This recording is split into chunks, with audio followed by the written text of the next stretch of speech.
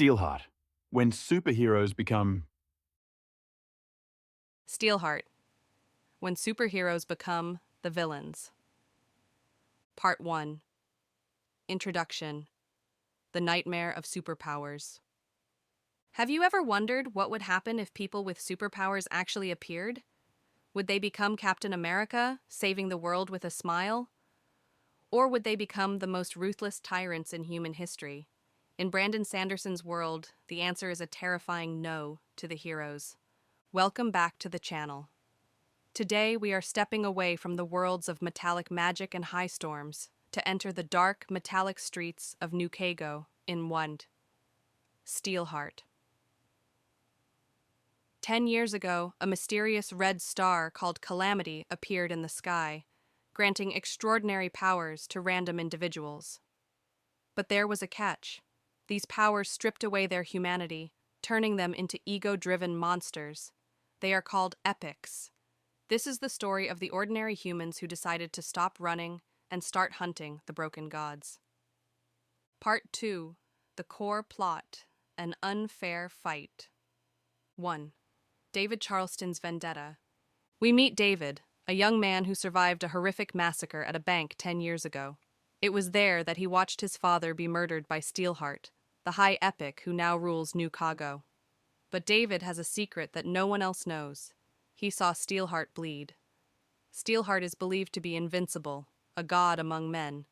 But David knows he has a weakness. David has spent his entire life studying epics, waiting for the chance to strike back. 2.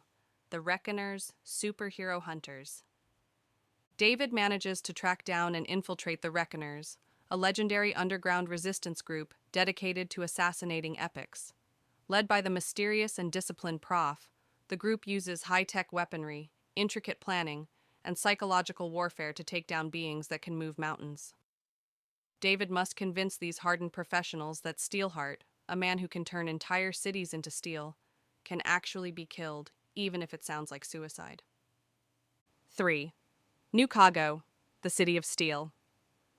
Using his powers, Steelheart has transformed the entirety of Chicago into solid, non-rusting steel. He rules with an iron fist, shrouded in a permanent night created by his subordinate, Night Wielder. David and the Reckoners must navigate this metallic labyrinth, facing off against dangerous epics, like the illusionist firefight, to reach the inner sanctum of the tyrant. 4. The Stadium Battle. The tension reaches a boiling point when the plan to assassinate Steelheart is set into motion. It is a battle of human intellect against godlike power. When conventional bullets and bombs fail, David must solve the puzzle of Steelheart's weakness before they are all annihilated. The final twist regarding the true nature of epic powers and the hidden identities of certain team members will leave you completely stunned. Part 3. Artistic Highlights. Action and Awful Metaphors. Steelheart moves with the relentless pace of a summer blockbuster.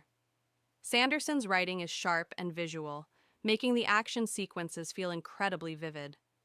One of the most charming elements of the book is David's bad metaphors, a character quirk that provides much-needed humor in an otherwise grim setting. The magic system is also a standout. Instead of traditional fantasy magic, Sanderson creates creative superpowers, but balances them with ironic and often bizarre weaknesses.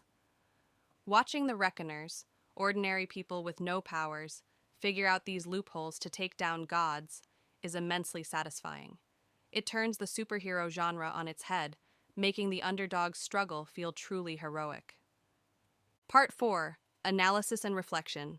Power and Corruption. The core message of the book is the age-old truth.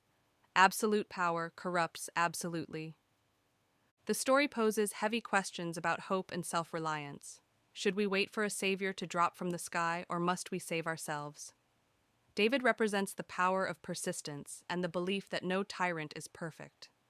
Furthermore, the book explores how fear can turn men into monsters, but love and a sense of purpose are the only things that can keep us sane in a world gone mad.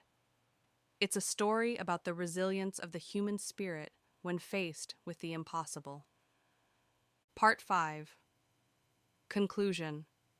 The war is just beginning. Steelheart may have fallen, but the world is still infested with thousands of other cruel epics. David's journey has only just begun, and Nukago was merely the first step in a much larger revolution. Thank you for watching this summary of a modern sci-fi masterpiece. If you had a superpower, what do you think your ironic weakness would be? Do you think humanity could really stand a chance against people like the epics?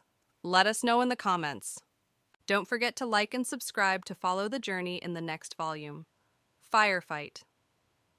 Goodbye for now, and remember, I've seen him bleed.